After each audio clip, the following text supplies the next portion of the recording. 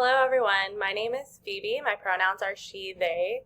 As far as experience with research goes, I have mostly just my experience in school. So in undergrad, I got my degree in psychology and took, research method statistics. And then when I got my graduate degree in criminal justice, that's where most of my experience come from.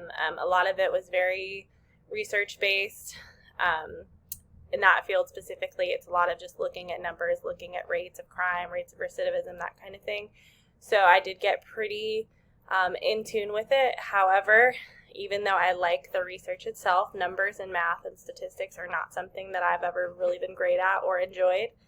So it's kind of made research a sore subject for me, but I'm hoping that this class will change my mind, especially because I took a job as a program manager in a youth development program, and research and numbers are a very big part of that because we are, a nonprofit, we're grant funded, and so providing them with data and using research in order to make a case for why our program is important in order to get more money so that we can serve our youth is a very big part of that. So I am excited to dive more into research from the social services, social work perspective.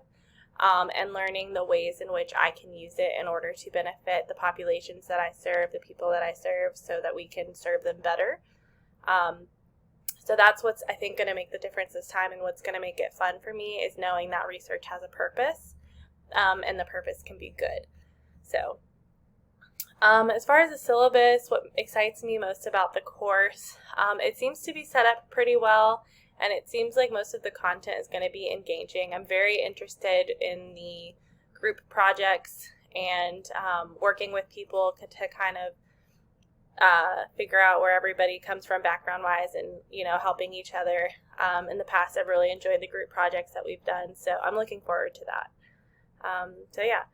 I apologize for being awkward. No matter how many times we do these introduction videos, they do not get less weird. So maybe they will after we're like 2 years into this thing, but it's nice to meet everyone, and I look forward to hearing you all in your videos. Thank you.